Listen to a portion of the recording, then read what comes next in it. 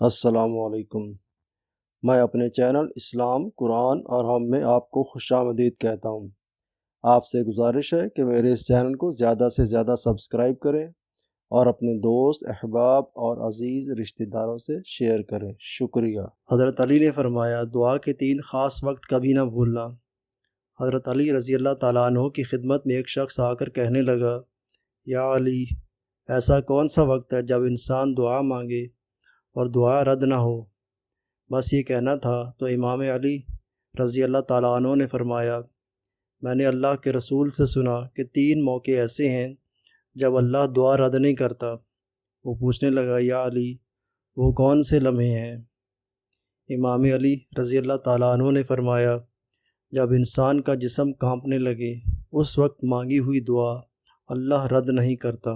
دوسرا، جب دل میں اللہ کا ڈر ابھرنے لگے، اے شخص، اس وقت مانگی ہوئی دعا اللہ رد نہیں کرتا۔ اور تیسرا، جب انسان کی آنکھیں نم ہو جائیں اس وقت مانگی ہوئی دعا اللہ کبھی رد نہیں کرتا۔ یاد رکھنا، ان تینوں حالتوں میں انسان کائنات کی جو چیز مانگے وہ اس سے ملنے لگتی ہے، چاہے وہ صفا و مروہ جتنا سونا ہی کیوں نہ ہو۔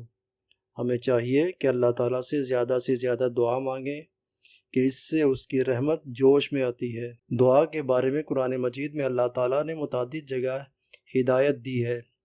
ان آیات مبارکہ سے دعا کی عظمت واضح ہوتی ہے۔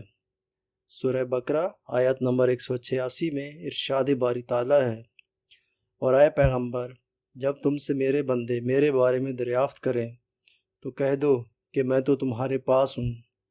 جب کوئی پکارنے والا مجھے پکارتا ہے تو میں اس کی دعا قبول کرتا ہوں۔